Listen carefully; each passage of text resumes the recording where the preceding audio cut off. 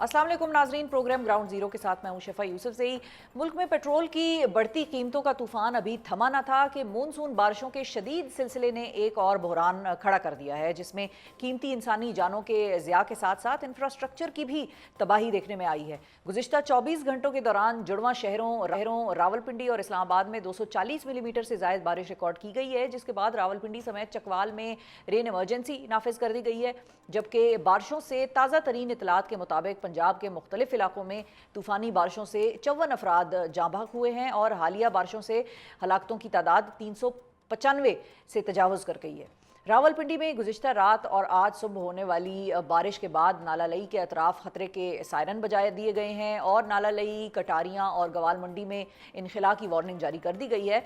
जबकि रेस्क्यू हुकाम का कहना यह है कि पानी की सतह बुलंद होने से करीबी आबादी को ख़तरा है। अब तो आबादी क्या करे, आबादी कहाँ जाए, और बारिश से पहले ये ख़तरात नहीं बताए जा सकते, आवाम को कम्युनिकेट नहीं किए जा सकते। बारिश हो गई, तबाही हो गई, लोग बह गए, उसके बाद ही बताया जाएगा कि भाई बारिश से आबादी को ख़तरा था। चले खैर, बहरहाल मूसलाधार बारिश के बायस शाहपुर और रावलपिंडी इस्लामाबाद को मिलाने वाला पुल पानी में डूब गया है, जबकि मुख्तलिफ रिहायशी इलाकों में बारिश का पानी घरों में दाखिल होने की भी इतलात सामने आ रही हैं। चक्री रोड पर वाक़े गांव लादिया में सैलाब के बायस एक फैमिली बच्चों समेत छत पर फंस गई है, जिसे निकालने के लिए हेलीकॉप्टर इस्तेमाल करना पड़ा है। रावलपिंडी और इस्लामाबाद के बारिश मुतासरा रिहायशी क्या दुहाई दे रहे हैं, आइए आपको ज़रा सुनवाते हैं। आप देख लें, इधर बस सारा समुंदर बना हुआ है, ठीक है। तो बस कोई हमारे लिए काम करने वाला नहीं है, कोई अल्लाह का ऐसा बंदा है जो हमारी रहनुमाई करे इस मामले में। ये इधर देख लें कितने बच्चे गिरते हैं, इधर गाड़ियाँ कितनी टायर फटे हैं हमारे दुकान के सामने, ये मेरे सामने दुकान है, इधर भी कितनी गाड़ियों के टायर फटे हैं, लेकिन कोई नहीं हाल। ये रोज़ का मसला है, कचरा यहाँ से उठाने वाला कोई बंदा नहीं है, पानी की निकासी का कोई हल नहीं है, इधर से नाले बंद पड़े हुए हैं, ठीक है। पानी इधर से दरियाओं की तरह गुजरता है। अभी आज सुबह की आप देखें कि सुबह कितना पानी था, यहाँ तक पानी था।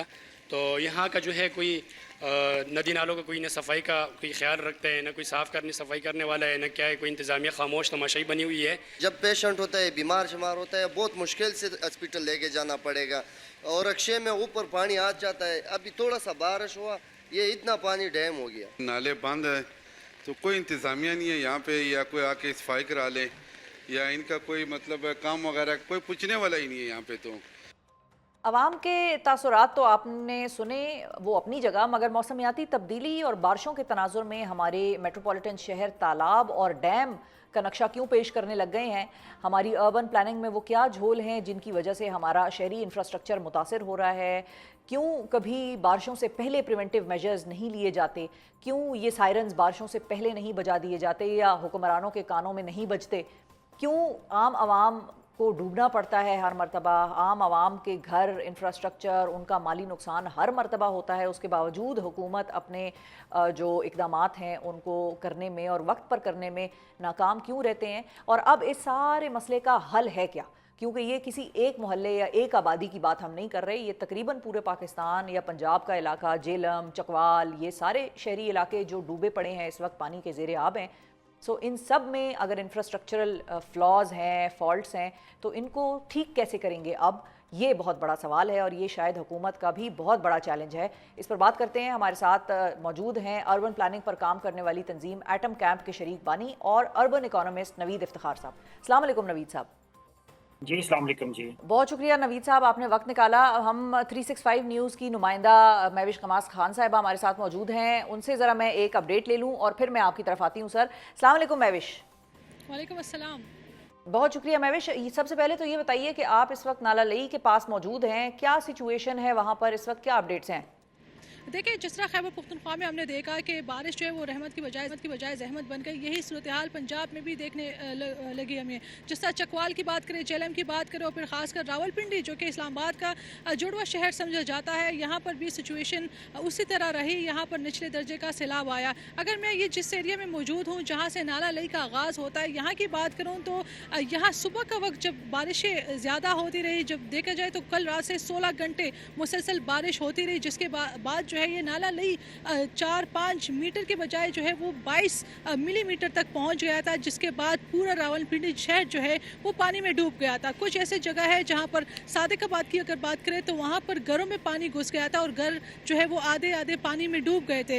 लेकिन फिर जब बारिश रुक गई, आहिस्ता आहिस्ता पानी नीचे जाता गया, लेकिन लोगों को इस बारिश के पानी से काफ़ी नुकसान जो है वो हुआ। वैसे तो हुकूमत पंजाब जो है वो काफ़ी दावे करती रही कि हमने हालात जो वो कंट्रोल में किए हैं या हमारी टीमें जो है वो तैयार है, लेकिन तकरीबन 5 घंटे मुसलसल इन घरों में जो है ये पानी इसी तरह रहता रहा और कोई जो है वो इंतजाम नहीं किए गए। लेकिन फिर उसके बाद जो इंतज़ामिया है वो हरकत में आई, उन्होंने पानी निकालने की कोशिश की और फिर उसके बाद जो ये रावलपिंडी का एरिया है जहाँ पर पानी सबसे ज़्यादा था उसको जो है निकाल दिया। यहाँ पर कुछ अफसोसनाक वाक़ई भी पेश आया, जिसमें से 2 घर जो है कच्चे मकान वो भी गिर गए थे। लेकिन जो ज़्यादा जो जानी नुकसान हुआ वो ये है कि इस नाला लई जो पानी है इसमें 3 लोग जो है वो डूब गए, जिसकी एक की लाश तो मिल गई लेकिन 2 लोगों की लाश अभी तक नहीं मिली। उसको जो है वो देखा जा रहा है, जिसमें से एक ठीक है जी। अच्छा महविश, ये बताइए कि ये तो आपने कहा कि बाद में इंतज़ामिया हरकत में आई 5-6 घंटे बाद और इंतज़ामिया ने आकर पानी निकालना शुरू किया, लेकिन इंतज़ामिया ने क्या कोई प्रिवेंटिव मेजर्स भी लिए हुए थे? क्योंकि इस्लामाबाद में या रावलपिंडी रीजन के हवाले से तो ये कहा जा रहा था कि 1 हफ्ते तक ये बारिशों का सिलसिला ऑन एंड ऑफ चलता रहेगा, तो बारिशें रूटीन से ज़्यादा ही रिकॉर्ड की जाएंगी। तो इंतज़ामिया ने कोई प्रिवेंटिव मेजर्स भी लिए थे क्या? लोगों को पहले से ऐलानात किए थे कि नाला लई का आसपास का जो इलाका है उसको खाली कर दें या महफूज मकामात पर चले जाएं, या अपने जो इंतज़ामिया ने जो हमारे नकासी आब का सिस्टम होता है, सीवरेज का सिस्टम होता है, उसको बेहतर बनाने के लिए कोई कोशिशें की हों, कोई अलर्ट्स जारी किए हों? देखिए, आप तो बात कर रही है ना कि इंतज़ामिया ने क्या कुछ कहा था। मैं तो अपने आंखों देखा। आज की बात आपको बताऊं कि आज पूरे पंजाब में दफ़ा 144 नाफिज हुआ और बारहा कहा गया कि किसी को भी नाला लई के करीब नहीं जाने दिया जाएगा। नाला लई के करीब अब भी पुलिस जो है वो मौजूद है, वासा की टीमें मौजूद हैं, एम्बुलेंस मौजूद है, लेकिन आज हमने देखा कि पानी जैसे ही कम हुआ बच्चे वहाँ पर नहाने के लिए और तैरने के लिए चले गए, जबकि पुलिस और इंतज़ामिया ऐसे खड़ी रही और वो भी हंस रहे थे, वो भी इंजॉय कर रहे थे। उनको कोई फ़र्क ही नहीं पड़ा कि 3 लोग ऑलरेडी इस नाला लई में डूब गए। तो आप जिस तरह बात कर रही है कि इन्होंने कोई मेजरमेंट लिए थे, तो मुझे नहीं लगता कि इन्होंने कुछ इस तरह किया होता, क्योंकि सीरियसनेस अगर आज इन्होंने दिखानी होती तो ये कुछ बच्चों को नहाने से ही रोक देते। लेकिन बारहा हुकूमत पंजाब ने ये कहा कि हम चीज़ें जो है वो कंट्रोल कर रहे हैं। कोई अलर्ट यहाँ पर जो जारी रिहायशी है उनका किए ये कहना है हुकूमत कि ने बारिशों के सिलसिले से पहले, हुकूमत पंजाब ने? देखिए, एनडीएमए ने तो बारहा, क्योंकि जिस तरह खैबर पख्तूनख्वा में जो स्वाद का वाकया हुआ उसके बाद एनडीएमए भी हरकत में आ गई, वो भी एक्टिव हो गई। तो ये जब बारिशें शुरू हुई तो महकमा मौसमियात एनडीएमए ने बारहा कहा कि ये पूरा जो हफ्ता है वो इसी तरह बारिशें उसमें रहती रहेगी। लेकिन जिस तरह जो आज ये 16 घंटे बारिश हुई तो देखा जाए तो ये 17 सालों में अब तक इस तरह बारिश नहीं हुई, तो ये एक रिकॉर्ड जो है वो बना गया है। एनडीएमए ने खबरदार ज़रूर किया था, लेकिन अगर मैं वही बात करूँ इंतज़ामिया की जानिब से तो वो इस तरह अलर्ट नज़र नहीं आए। जिस तरह अभी हर जगह पर पुलिस मौजूद है, अभी हर जगह पर एम्बुलेंस वासा की टीम मौजूद है, तो इसको बर वक्त एक पहले जो है वो हो जाना चाहिए था और लोगों को पहले ही कह देना चाहिए था कि आप जो है अपनी चीज़ों का या अपने खुद का हिफाजत करें, क्योंकि नाला लई के करीब जितने भी घर हैं वो सब डूब गए थे। 2-3 ऐसे मकामात हैं रावलपिंडी में के जो कि नीचे है, जहाँ पर नाला लई जो है वो काफ़ी करीब है, लेकिन वहाँ पर लोगों को काफ़ी मुश्किलात आए। हमने देखा कि 2 गाड़ियाँ जो है वो भी इस नाला लई में जो है वो बहती नज़र आई। तो इसका मतलब ये है कि या तो लोग जो है उनको आइडिया नहीं था कि इतनी बारिश होगी, और या इंतज़ामिया जो है वो बेखबर थे कि इतनी बारिश जो है वो होने वाली है। जी, बहुत शुक्रिया अदा करेंगे। महविश कमास हमारे साथ मौजूद थी। नवीद साहब, मेरा जो आपसे बुनियादी सवाल है वो ये है कि अब तो हम पहले होता था, हम सुनते थे क्लाइमेट चेंज, अब हम बाकायदा तौर पर हैं क्लाइमेट क्राइसिस में। और क्या हम अगर आज वॉर फुटिंग पर इस क्लाइमेट क्राइसिस को टैकल करने के लिए इकदामात करने लग जाएं, तो क्या हम अगले 10 सालों के अंदर इसको काबू पा सकते हैं? जिस लेवल की तबाही अब हमारे यहाँ ये सैलाबी और ये जो रेले हैं, ये फ्लैश फ्लड्स, क्लाउड बर्स्ट्स, इस किस्म के फिनोमेनन्स कर रहे हैं। जी बिल्कुल जी, थैंक यू जी। बड़ी सैड सिचुएशन है बहुत सारे इलाकों में, पाकिस्तान के शहरों में, पर्टिकुलरली रावलपिंडी वाली साइड पे। इसमें देखें, जो सबसे बात यह है कि अनप्रेसिडेंटेड रेन्स होती हैं, जिसकी वजह से हमें ये अर्बन फ्लडिंग का जो है वो सामना करना पड़ता है। और पिछले 2 दिनों में वाकई एक बहुत ज़्यादा बारिश हुई है। तो सबसे जो इम्पोर्टेंट बात है जो आपने अर्बन प्लानिंग की है वो ये है कि हमारे यहाँ फोकस जो है वो कोई पहले से प्लानिंग करने का होता ही नहीं है। अगर प्लानिंग करने की भी बारी आए तो सिर्फ जो है वो हम फोटोज़ के लिए यूट्यूब वीडियोज़ के लिए हम थोड़ी बहुत जो है कुछ नाला लई में जाके जो है वो हम वहाँ से खुदाई शुरू कर देते हैं, and we think this is something we are preparing for the raining season जो है। लेकिन एक्चुअली प्रायोरिटीज़ में ये सारा कुछ है ही नहीं है जो आप बात कर रही हैं। तो प्रायोरिटी सारी ये है कि हम कहीं पर गमले लगा दें, हम कहीं पर फूल लगा दें, हम कहीं पर रोगन कर दें और हम कहें कि हम शहरों को खूबसूरत बना रहे हैं। लेकिन जो क्लाइमेट के नतीजे में, एनवायरनमेंट के नतीजे में जो क्राइसिस है, उसके नतीजे से कैसे हमने निबर्दाश्त होना है, वो हमारी प्रायोरिटी ही नहीं होती। तो 2-3 चीज़ें हैं जो ये अर्बन फ्लडिंग में बड़ी इम्पोर्टेंट हैं। जी। सबसे जो इम्पोर्टेंट बात है कि जो बरसाती नाले और ये जो हमारे शहरों से गुज़रते हैं, उनको साफ़ रखना, उनके अंदर सॉलिड वेस्ट मैनेजमेंट ना होना। हम क्या करते हैं कि हम बारिश से 1-2 दिन पहले उसकी सफाई शुरू कर देते हैं। तो होता ये है कि पूरा साल वो गंद रहता है, उसके अंदर सॉलिड वेस्ट भी फंसा हुआ होता है, पानी बहने नहीं देते, हाउसिंग अनप्लैन्ड बनती है जिससे एनक्रोचमेंट हो जाती है नालों के ऊपर, पानी रुक जाता है।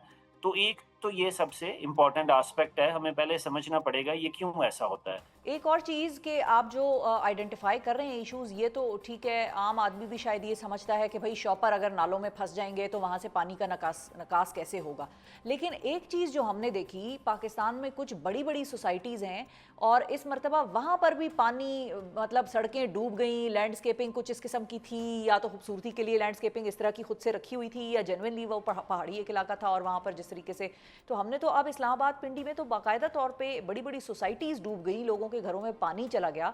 तो क्या इन सोसाइटीज़ में भी जो प्लानिंग है, जो स्ट्रक्चरल डेवलपमेंट की हवाले से जो प्लान्स बनाए जाते हैं, वहाँ पर भी ये मयार नहीं हम इनको मलहूज़े खातिर रखते कि पानी का निकास कैसे करना है? जी, बिल्कुल नहीं रखा जाता, और ये आप देखेंगे कराची में, बाकी जगहों के ऊपर भी ये बहुत ज़्यादा, कुछ तो ऐसी हाउसिंग सोसाइटीज़ ऐसी जगहों पे बनाई गई हुई हैं जहाँ से पानी का निकास इन्होंने एक्चुअली नेचुरल रोका हुआ है। तो वो जो नेचुरल पानी का निकास जो है रोका हुआ है इन्होंने, और वहाँ पर इंक्रोचमेंट करके सोसाइटीज़ काफ़ी बनी होती हैं।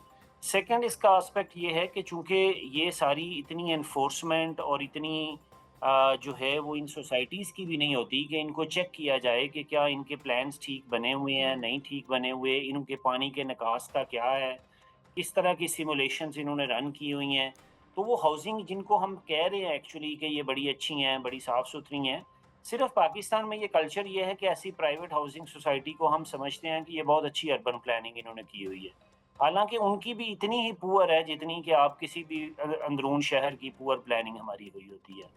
उसकी अच्छा। ताज़ा मिसाल आपको नहीं ये तो देखें इनकी ये जी, तो एनओसीज इनकी वगैरह, जाहिर है अब आप चूंकि इस सारे सिलसिले पर काम करते हैं, आपकी रिसर्च है, आपकी स्टडी होगी, आपकी लोगों से बात होती होगी, ये एनओसीज के अप्रूवल का क्या तरीक़ाकार फॉलो होता है, ख़ास तौर पर उन बिल्डिंग्स या हाउसिंग सोसाइटीज़ की जानिब से कि जहाँ पर बड़ी बड़ी बिल्डिंग्स बन जाती हैं। हमने चले इस्लामाबाद के हवाले से तो हम ये कह सकते हैं ना कि एक प्लान्ड सिटी था, ठीक है, यहाँ पर उस किस्म का सैलाब अभी भी देखने में नहीं आया, हालांकि बड़ी रिकॉर्ड बारिश यहाँ पर हुई है। लेकिन आपको याद होगा कि 2-4 साल पहले E11 में एक खातून की जो है वो एक खातून जाबाक हो गई थी, क्योंकि एक बिल्डिंग वहाँ पर भी ऐसी बनी हुई थी। अब ये प्लान्ड इस्लामाबाद कैपिटल की मैं बात कर रही हूँ कि जिसका जो है वो नाले पर वो बनाई गई थी, और वहाँ पर जब पानी आया तो वो खातून गालिबन वहाँ पर फंस गई और उनकी डेथ हो गई, जो भी हुआ। तो ये एनओसीज का क्या तरीक़ाकार है, किस तरीके से ये फॉलो होता है, क्यों इनको इतनी इजाज़तें आराम से मिल जाती हैं कि हर जगह पर जहाँ चाहें नाले के ऊपर, नाले के साथ, वल्नरेबल एरियाज़ पे अपनी सोसाइटीज़ और घर बना लेते हैं? अच्छा देखें, ये जो है ना पाकिस्तान में जो बड़े बड़े प्लेयर्स हैं ना जो रियल एस्टेट में हैं, उनके लिए तो एनओसी कोई बड़ी चीज़ नहीं है। वो तो जिधर जो मर्जी करना चाहें, NOC is always with them. अच्छा। प्रॉबेबली वो सारा कुछ करने के बाद भी एनओसी लेते होंगे या नहीं भी लेते होंगे, उनका फिर भी काम चल जाता है। जो जनरली पूरे डिफरेंट प्रोविंसेस में होता ये है कि गवर्नमेंट टाइम टू टाइम कहती है जी कि हमने एनओसी नहीं देना। अच्छा, गवर्नमेंट नहीं देती, लोग फिर भी हाउसिंग सोसाइटी स्टार्ट कर देते हैं। आप यहाँ सिर्फ इस्लामाबाद का इशू नहीं है, आप कभी एबटाबाद का जो है वो नक्शा देखें, एबटाबाद मानसेरा का, अच्छा। कि ओरिजिनल एबटाबाद क्या था और कितने उसके इर्द गिर्द नदी नाले जो है वो बह के गुजरते थे। और जहाँ पर आपको याद होगा कुछ साल पहले एबटाबाद में भी जो सैलाब आया था, तो ये सारे नदी नाले जो है वो इनफॉर्मल हाउसिंग से भी ब्लॉक हो गए हुए हैं। ठीक है, तो ये बिल्कुल सही फॉर्मल है। तो अब हाउसिंग ये सोसाइटीज नहीं है। इस सारे मसले का हल क्या है नवीद साहब? और क्योंकि ये तो कोई एक इलाके की या एक मोहल्ले की बात नहीं है, ये तो पूरे पाकिस्तान की कहानी है, हर जगह पर इसी तरह की कंस्ट्रक्शंस हुई हुई हैं। तो अब इससे पानी का निकास और ये, क्योंकि आने वाले वक्तों में तो ये सैलाब तो अब आएंगे, इससे तो कोई रोक नहीं सकता, अपनी चीज़ों को कैसे बेहतर बनाना है इसके लिए अब क्या किया जाए? सो देखें, दो बातें हैं। सबसे पहली बात यह है कि देखें, हमारे जो शहर हैं उन्होंने बड़े टाइम से अपने प्लान्स बनाने हैं इन चीज़ों से जो है वो टैकल करने के लिए, मास्टर प्लान। क्योंकि ऐसे कोई प्लान एग्जिस्ट ही नहीं करते।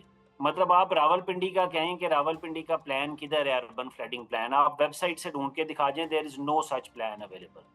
ठीक है, तो ये तो अगली बात है कि करना क्या है। किसी ने कभी ये प्रायोरिटी ही नहीं है। प्रायोरिटी सिर्फ होती है कि कहीं पर चूना लगाएं, लकीरें लगाएं और ऊपर तस्वीरें लगा दें, फूल लगा दें।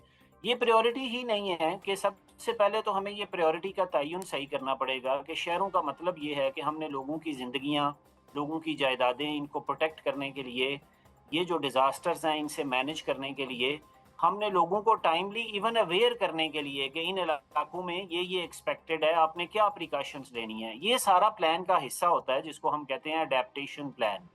तो ये क्लाइमेट चेंज अडेप्टेशन प्लान जो हैं हर शहर का और शहर के लोगों के साथ मिल के मोहल्लों में बैठ के, सिर्फ 5 स्टार होटल्स में नहीं है, तो वो हमें बनाना पड़ेगा कि क्या चेंजेस की जाएं, कहाँ ड्रेनेज ठीक की जाए, कहाँ बरसाती नाले ख़त्म जहाँ हुए हुए हैं उनको हमने वेकेट कराया जाए। तो पहला सबसे इम्पोर्टेंट पार्ट जो है वो ये है। सेकंड, देखें, पाकिस्तान की आबादी बहुत तेज़ी से बढ़ रही है और शहरों की तरफ रुख बढ़ता चला जाएगा। ये कहना कि हाउसिंग रुक जाए, वो हाउसिंग नहीं रुकनी, डिमांड बहुत ज़्यादा है। और हमारा जो फार्मल हाउसिंग है जहाँ पे वो सप्लाई बहुत कम है, कि जहाँ हम ऑर्गेनाइज तरीके से इनकरेज करें कि फार्मल वर्टिकल हाउसिंग बनाई जाए, ज़्यादा से ज़्यादा लोग एक जगह पे डेंसिटी के ऊपर रह सकें और हम सप्राल ना करें। ठीक। जो सप्राल होता है वो ज़्यादा अर्बन फ्लडिंग क्रिएट करता है, क्योंकि ज़्यादा से ज़्यादा हम पानी को रोकते हैं गुजरने से जो है। और अनप्लैन्ड भी अर्बनाइजेशन इसलिए फिर होती है कि लोगों को सर छुपाने के लिए जहाँ कोई कमरा जगह मिलती है वो वहाँ बना लेते हैं। ठीक है जी, बहुत शुक्रिया अदा करेंगे। नवीद इफ्तिखार साहब नाजरीन हमारे मौजूद थे। और मैं अगर अपनी आज की सारी सिचुएशन देख के अगर अपना आपको 2 सेंट्स दूँ तो वो ये है कि अगर हम पाकिस्तान आज के दिन वॉर फुटिंग पर भी हम इस क्लाइमेट क्राइसिस को, अब मैं क्लाइमेट चेंज वर्ड नहीं यूज़ करी क्योंकि अभी हमारे लिए चेंज नहीं रह गया, अब ये बाकायदा पाकिस्तान के लिए क्राइसिस बन गया है। ये हर साल का फिनोमेना है और ये सैलाब, ये जो सैलाबी रेलें हैं, ये अब हर साल आएंगे। अगर आज हम वॉर फुटिंग पर क्लाइमेट क्राइसिस को टैकल करने के लिए अपनी कंस्ट्रक्शन, अपनी अर्बन प्लानिंग पर काम शुरू करेंगे तो अगले 15 या 10 सालों तक भी हम इस चीज़ को काउंटर नहीं कर सकते।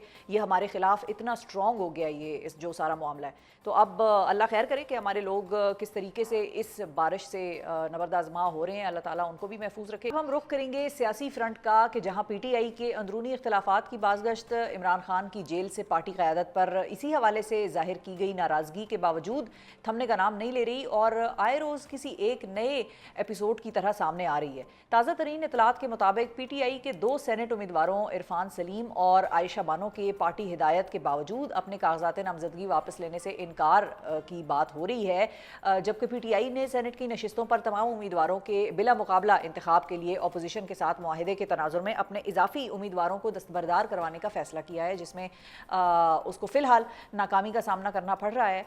मीडिया रिपोर्ट्स के मुताबिक इरफान सलीम को PTI के अपोजिशन के साथ मुआहिदे पर एतराज़ है। दूसरी जानिब पंजाब असम्बली में PTI के 26 अरकान की नाअहली के लिए दायर किए गए रेफरेंस के मामले पर हुकूमत और अपोजिशन के दरमियान मुआहिदा तय पा गया है और अब PTI अरकान की नाअहली का मामला टल गया है। PTI के अंदरूनी इख्तलाफात हल क्यों नहीं हो रहे और अगर ऐसा चलेगा तो फिर पार्टी तहरीक कैसे चलाएगी, इस हवाले से गुफ्तगू करने के लिए हमारे साथ मौजूद है पाकिस्तान तहरीक इंसाफ के सीनियर रहनुमा हैं और मेंबर पार्लिमानी कमेटी हैं अली मोहम्मद खान साहब। अस्सलाम वालेकुम अली साहब। जी वालेकुम सलाम। बहुत शुक्रिया अली साहब, आपने वक्त निकालना प्रोग्राम के लिए। ये जो मुश्किलात हैं इख्तिलाफात वाली, ये वैसे तो हर जमात में होती हैं और हम इस बात से का इदराक रखते हैं कि जब लीडर बहुत अरसे से सामने भी ना हो, जब वो आपकी बात भी ना सुन सके डायरेक्टली, तो फिर इख्तिलाफात शायद और ज़्यादा भी बढ़ जाते हैं। लेकिन ये जो सेनेट की टिकटों का मामला फंस गया है दरमियान में और एक तरफ उम्मीदवारों के नामों पर पहले मिर्ज़ा अफरीदी के नाम पर एतराज़ात सामने आए पार्टी वर्कर के, फिर इरफान सलीम साहब के लिए पार्टी के वर्कर वर्कर ने एहतजाज किए कि भाई लीडरशिप को नज़र आए कि भाई हम इरफान सलीम को चाहते हैं सेनेट में, और फिर इसी के साथ जो है वो खुर्रम ज़ीशान साहब का नाम भी सामने आ रहा है कि भाई उनको भी नहीं दिया गया, वर्कर को इग्नोर करना, और फिर अब ये कहना कि सेनेट की जो बिला मुकाबला मामला तय हुआ है अपोजिशन के साथ उसको भी बाज़ जो इरफान सलीम साहब है वो नहीं मानते। वो कहते हैं मैं अपनी दस्तबरदारी नहीं करूँगा, सेनेट के टिकट से नामजदगी कागजात नामजदगी वापस नहीं लूँगा। तो ये कैसे मसला हल होगा?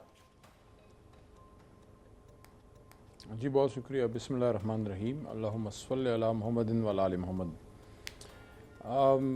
इमरान खान साहब ने जेल से जो अहकामात भेजे हैं उसके बाद मैं नहीं समझता कि किसी कन्फ्यूजन की कोई गुंजाइश है। जहाँ तक इस बात का ताल्लुक़ है कि अपोजिशन के साथ बैठ के बिला मुकाबला सीटों का इंतखाब हो जाए, ये एक ऑप्शन है जिस पे संजीदगी से सोचा गया है, और वो इस वजह से है कि अगर तो इस पे कोई बात आगे चल पड़ती है और संजीदगी से कोई फ़ैसला हो जाता है तो उसमें ये होगा कि ये जो पैसों की रेल पेल है और ये जो बाज़ार लग जाता है मंडी जो लग जाती है ज़मीरों की, वो उसकी सौदेबाजी रुक जाएगी। जिसकी जितनी सीटें हैं उसके मुताबिक उसको जो है वो सीट्स सेनेट की मिल जाएंगी। अब किसी शख्स के लिए किसी का एहतजाज करना या आवाज़ उठाना ये नेचुरल है, लोगों की अब जमात के अंदर भी बहुत से लोगों के साथ अटैचमेंट होती है, बहुत से लोगों का हक़ भी होता है। लेकिन मेरे ख़्याल में हालात ऐसे हैं कि इन हालात में पार्टी मुश्किलात का शिकार है, लीडर 750 दिनों से जेल में है, बहुत से मसले मसाइल हैं। अभी आप देखें दस्ती साहब ने कुर्बानी दी है पार्टी के लिए, लतीफ़ चित्राली साहब ने कुर्बानी दी है पार्टी के लिए, वरना अगर ये डील करते आराम से बैठे होते, सब कुछ उनके पास होता, तो ऐसी हालत में सीटों के लिए ज़्यादा मैं नहीं समझता कि इस पर बहुत ज़्यादा जो है फोकस या फोर्स करना चाहिए। असल इशू जनाब इमरान खान साहब की रिहाई है और इन मामलात को सेटल करना है, चीज़ें ठीक करनी है। इस वक्त इतनी मुश्किलात का सामना है तहरीक इंसाफ को कि उस तरह से सूबे पे फोकस भी बावजूद ख्वाहिश के उस तरह से नहीं। आप ये देखें वज़ीर आला अली अमीन खान को 3-4-5 दफ़ा सूबे से निकल के एहतजाज करना पड़ा, अभी लाहौर वो गए हैं। तो इन हालात में सीटों के पीछे पड़ जाना, जो खान साहब का फैसला है उसको सब माने, जो आया है। मैं तो इन चीज़ों में ज़्यादा पढ़ता ही नहीं, ना मुझे पता है कि सेनेट पे किसका नाम जाना है और किसने करना है। लेकिन मैं सबसे ये कहता हूँ कि खान साहब की तरफ से जेल से अगर डायरेक्शन आ गई है उसके बाद तो इसमें कोई सवाल जवाब की गुंजाइश ही नहीं है। ठीक है। अच्छा, तो अली साहब, जो इमरान खान साहब की आप बात कर रहे हैं वो बिल्कुल ठीक है। क्या खान साहब ने इस चीज़ की मंजूरी दी है पार्टी को कि अपोजिशन के साथ बैठकर बिला मुकाबला सेनेट में आया जाए और इस तरीके से पैसे की रेल पेल और जो हॉर्स ट्रेडिंग है उसका रास्ता रोका जाए? इस मुआहिदे की मंजूरी के हवाले से आप लोगों की बात हुई है खान साहब से? ट्रेडिशनली तो इमरान खान साहब की जो हिस्ट्री है सबको पता है कि वो हमेशा इस बात के दाई रहे हैं कि सेनेट के इलेक्शन में जो सीटों की ख़रीद फ़रोख्त है वो सिलसिला रुकना चाहिए। इसके लिए कोई क्लियर कट पॉलिसी जो है वो होनी चाहिए। जहाँ तक कि मौजूदा मामलात हैं, जितनी मेरी मालूमात हैं, जो उनकी सिस्टर्स अंदर गई हैं, वहाँ से जो पैगाम आया है वो यही है कि मजमूई तौर पे खान साहब ने जिन भी नामों की मंजूरी दी है वो तो दी है, लेकिन उसके बाद इख्तियार उन्होंने सूबाई क़ियादत को या मरकज़ी क़ियादत को दिया है कि अब मोडालिटीज़ वगैरह आप खुद उसके फ़ैसले करें, क्योंकि खान साहब तो बैठ के आपकी एक एक चीज़ वो वहाँ जेल के अंदर से मैनेज नहीं कर सकते। तो वो फ़ैसला मेरे ख़्याल में सूबाई क़ियादत और मरकज़ी क़ियादत को मिल के अब करना है कि किस सूरत में वो यकीनी बना सकते हैं कि हमारा एक भी वोट MP साहिबान का ज़ाया ना हो, और जितना हमारा हक़ है, क्योंकि पहले ही हमारी सीटों का बंटवारा हो चुका है, पहले ही माली गनीमत की तरह हमारी सीटें बांटी जा चुकी हैं, तो कम अज़ कम जो रह गई हैं वो तो इंश्योर हों कि उसमें तो कोई बेपारी जो है अपना पैसा मैदान में ना फेंके। क्योंकि आपने पीपल्स पार्टी की तरफ से जो मोहतरम गवर्नर साहब हैं उनका बयान भी सुना होगा, वो भी कोई बहुत अच्छा बयान नहीं है, क्योंकि Peoples Party traditionally Benazir Bhutto साहिबा की जो सोच थी वो हमेशा ये हॉर्स ट्रेडिंग के ख़िलाफ़ रही है।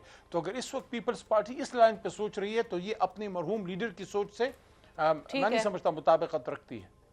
अच्छा अली साहब, आप कल पार्लिमानी पार्टी का इजलास हुआ, उसमें आप भी शामिल थे, वहाँ पर क्या फ़ैसले हुए? क्योंकि खान साहब ने तो क़यादत पर नाराज़गी का इजहार किया है कि भाई आप लोग इख्तलाफात कर रहे हैं, मुझे ऐसा लग रहा है कि मेरी यहाँ पर जो टाइम है वो तब तक गुजर जाएगा कि मेरी जान भी यहाँ पर निकल जाए। वो मतलब इस कदर ये बात कहने पर मजबूर हो गए कि पार्टी आपस में शिकायतें ले लेकर मेरे पास आ जाते हैं, कभी एक की शिकायत लगा रहा है, तो अब कल एहतजाज के हवाले से क्या फैसला हुआ है? मुहिम क्या 90 रोज़ की है या 5 अगस्त तक की जो है वो उसको पीक पर लेके जाना है?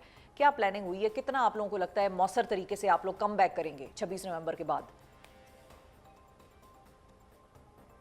देखिए, कल की जो मीटिंग थी उसमें ज़्यादा फोकस तो 2-3 चीज़ों पे था। एक तो एहतजाज के लिए क्या मौसर इक़दाम लिए जाएँ, क्योंकि इस बार हर सूबे में, हर इलाके में अपना एहतजाज होना है। इस्लामाबाद या डी चौक वगैरह की तरफ तो आना है नहीं।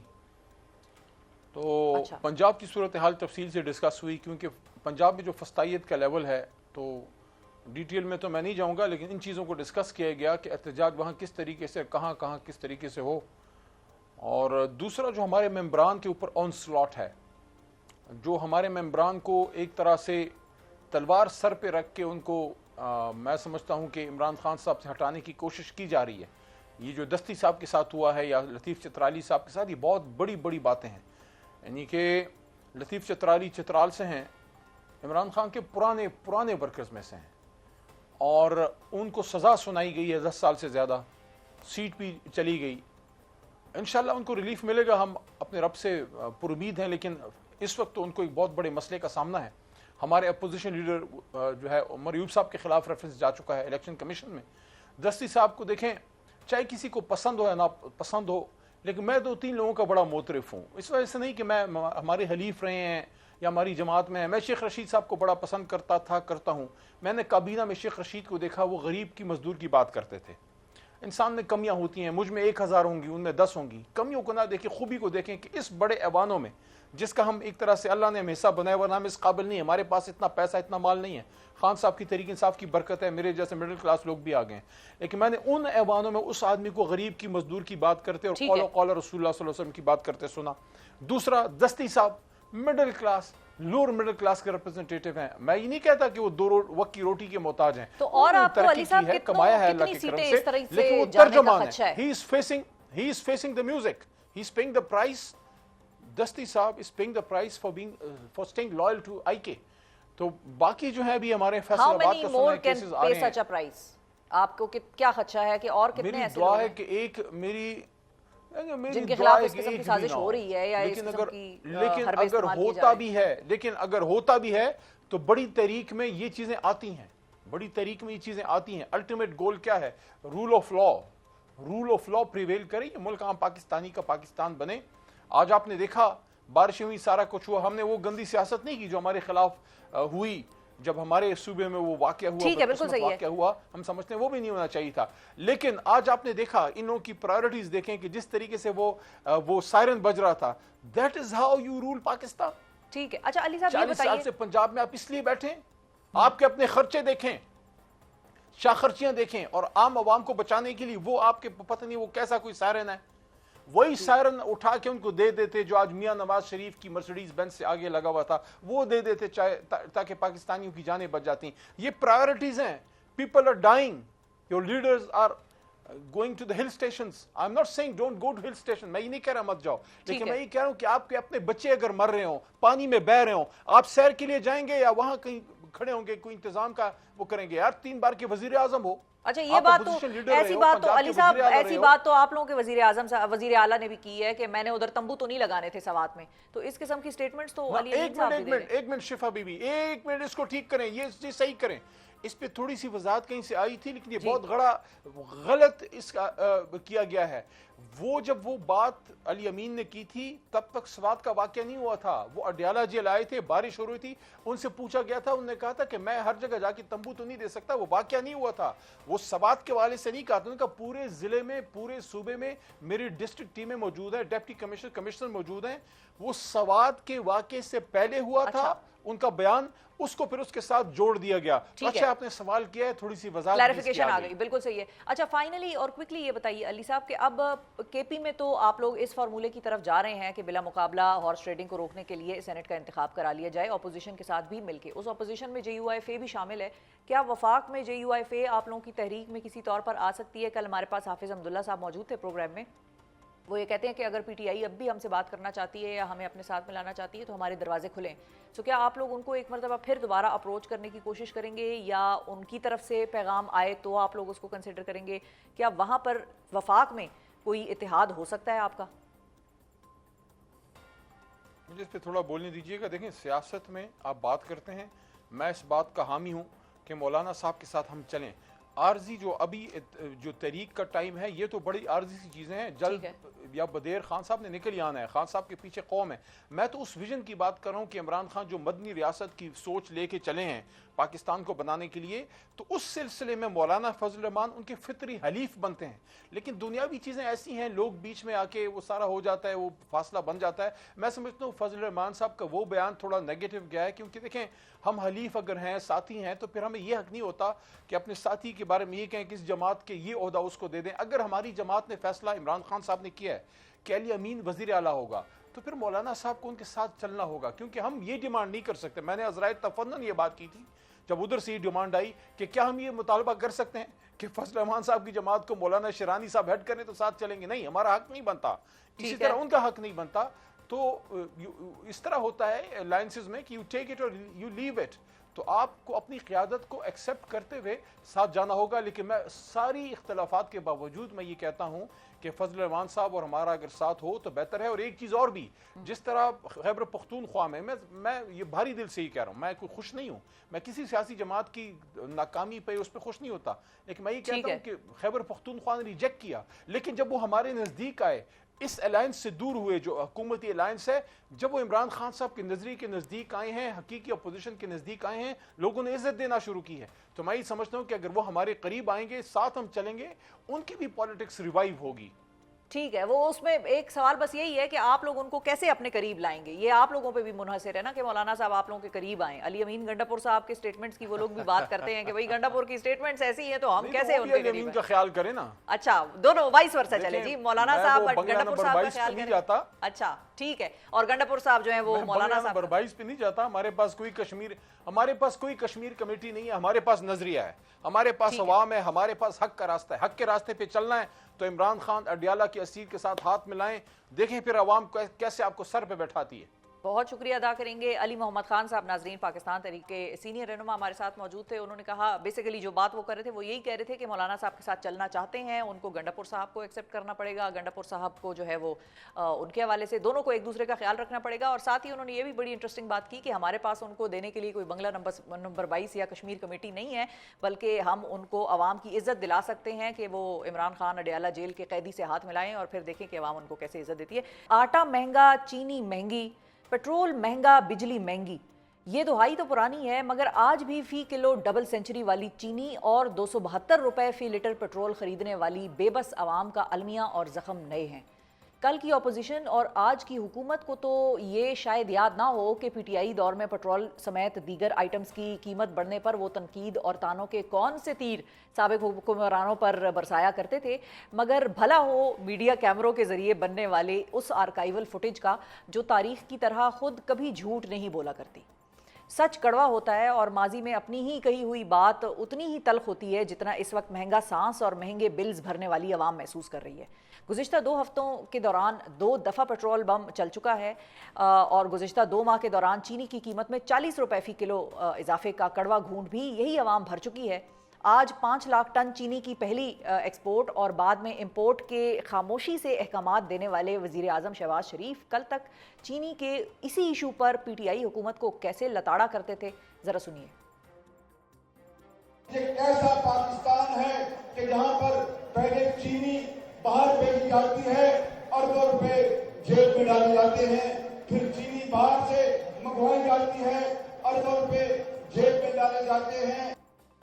और नाजरीन, सिर्फ चीनी की क्या बात करनी, अपने प्यारे और हर दिल अजीज वजीर आजम का हम पीटीआई हुकूमत से पेट्रोल की कीमत कम करने का ये मशवरा कैसे भूल सकते हैं, जिस पर आलमी मार्केट में तेल की गिरती कीमतों के तनाजुर में उनको खुद अमल करने की जरूरत है। आज सुनिए।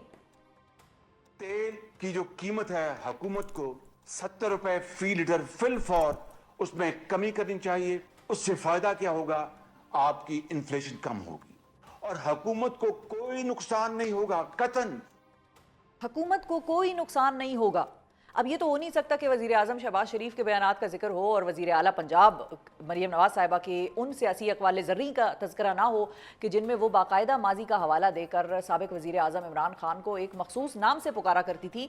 अगर आपको याद नहीं आ रहा तो ठहरिए, हम आपकी मदद करते हैं, ज़हन नशीं आपको वापस कराते हैं, याद दहानी करवाते हैं। ज़रा सुनिए। ज़ीशान, इसको खोलो बेटा, क्या लिखा है इस पर?